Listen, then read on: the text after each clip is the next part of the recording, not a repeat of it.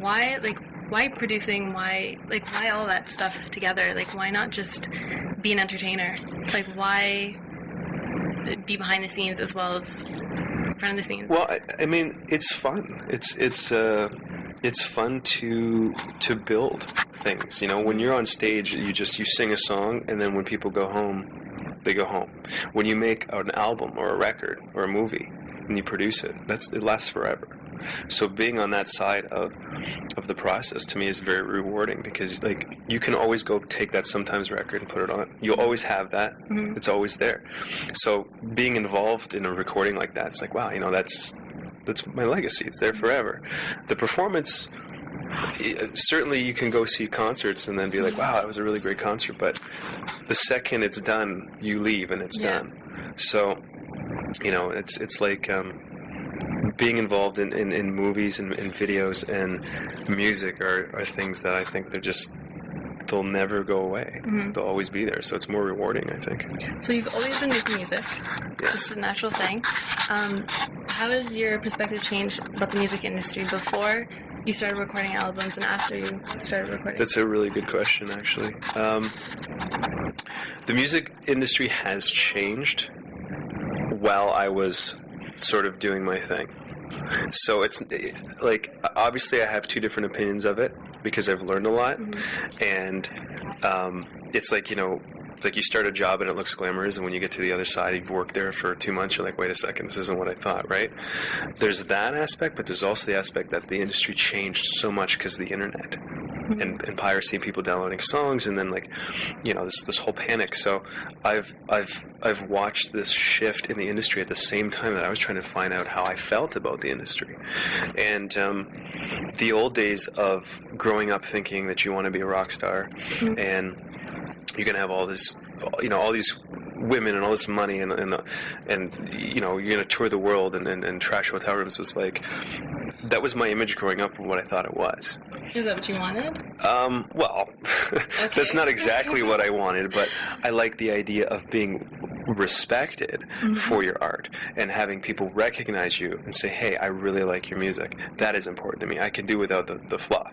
Mm-hmm. But like the appreciation for your hard work and having that paid off, that's what's the most important thing. So I got into it at a time where those days were starting to fade, like, because my first record came out in 2005, so mm-hmm. when I started making the record, I was about 19, 20 years old. It was like 2000. The industry started changing, and it was more do-it-yourself. It was more online, using the internet and stuff, mm-hmm. like that, and as more people started to steal music, just the industry started to lose all this money, so that the rock star thing started to really, really mm-hmm. deplete, and it wasn't as big. So you walk into a record company and they really don't have a lot of money to put into you unless you're Lady Gaga or something like that. And it just got worse and worse and worse like that. So a lot of my visions of the support that you get from all these big companies bidding over you and being interested in you wasn't up to my expectation, you know. And I sat in Beverly Hills, I sat everywhere with all these big names, record companies, you know, and they were all scared to put money in because they kept saying, well, we keep losing money. Mm-hmm. But 10, 15, 20 years before that wasn't the case. You know, they would actually invest in a lot of different artists, even ones that didn't make it. And then the one or two that did make it would end up paying off with the money that they put into the nobody artists, right? So that was sort of different when I got through it. And I learned that it seems people sort of gravitate to certain things and take certain things, but not everything. Like right now, a lot of people will always remember me for one song, which is The Grace. That was a big song for me. And it's funny, like, after everything that I've done, you know, on the last album. And you also make a lot of, like, you're usually known for conceptual albums. Yes. So, I mean, how do you feel when people, they kind of see that song and they're entertained by it? But, I mean, I'm sure you appreciate more of that, more than that, just more than just an entertainment aspect. I'm sure you appreciate it when people get something spiritually out of your whole music, yes, your whole album. Absolutely. And I get a lot of emails and fans who come up and say, you know, this song did something for me because somebody in my family passed away, or it's always a breakup, right? I broke up with my boyfriend or my girlfriend, or we split up and we listen to the song in bed all the time. There's always an emotional aspect of it, which I think is awesome, because music does that, right? It's like the soundtrack to our lives. It's like music creates emotion, and it gives us something. There's no way that anybody doesn't have a song attached to another person. That when they hear that song, they think of that person. I feel like it's more than that to you in your albums. I feel like it's more than just two lovers. I feel like there's more of a whole perspective on life that comes with it. It's actually not about love. It's not. But people always gravitate towards love. Okay. I'm glad I'm not crazy. No, you are right. The records were written about existence, our lives. Who are we? Why are we here? There's a lot of questions about, like Grace, for example, was more about a man looking for his place in the world. Should I be here? Almost like a suicide question, like, should I even exist? Nothing is going right in my life. Why am I here? Somebody give me the answer. Not about, do you love me? But people always stamp it with love. Yeah. But both my records were conceptual records about spirituality, almost. Like the first record was about, like I said, angels and the question of why are we here, and the question of existence. The second record was about everlasting life, and again playing in the vampire thing, right? It's about, like, imagine what it would be like to live forever, and so the songs are all sort of written about that, and people will interpret them their own way.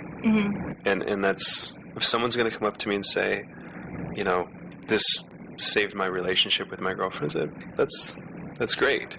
If someone says, this taught me how to believe in something, that's great too. It's as long as somebody gets something out of the material, I'm not trying to make music that's, when you walk through Walmart, it could be on and you don't even notice. I'm trying to make something that people will stop and say, wow, that I felt that. Yeah. Okay, because a lot of albums, they come off in a way that the artist's trying to find themselves, or the artist comes off that way. But with you, I kind of feel like you already know where you are in life, I guess, spiritually and mentally and everything. But I feel like with every album, you're kind of like peeling off a layer for people to see inside, like, who's Daniel Victor. Is that how it is? Like, is that what you intend to do, or is that like a long process? I think with most artists, is that the records start to become reflections of themselves and different places they are in their lives. Sometimes it's putting on layers. Sometimes it's taking off layers. I look at, there's a good friend of mine named Jimmy Necco from a band called Hours, and he sang on both my albums, and he's made 3 really strong albums, and you can see how the first one was one thing and the second one got more stripped down, and then he decided to add layers, and then the third record was more vague. But now he's released a solo record, and the solo record, he's naked on the cover, and he says he wanted to represent himself as when you come out of the womb, like, newborn and naked, and the album's very raw and acoustic. So now he's gone back to a whole nother place. So it's that progress of where it's different for different artists. They get to different periods in their life. You know what I mean? Like right now with my third album, it's influenced by different things that have never been influenced before. That's just in 2010, sitting here with you right now. This is just what I've been listening to. It's a lot of maybe 80s stuff, some dance. Maybe I've been dancing more lately, and I want to implement, those aspects into my music. But next year, I might think I'm going to go to India and just play sitars for a while, and that's going to be something. Obviously, it's connected to what you're experiencing at the time and who you are at the time. And it's like sometimes you can't plan it. I don't plan it. Like I didn't plan 1's supposed to be this and 2 is supposed to be this, and then it's just like if I put the pen down, what lyrics come out of my mind? Well, this is obviously what I'm going through right now, no matter what. And when I write, what songs are coming out? They're more emotional. Maybe I'm writing happier songs now because something's happened. But it's not, I don't think it's planned for most artists.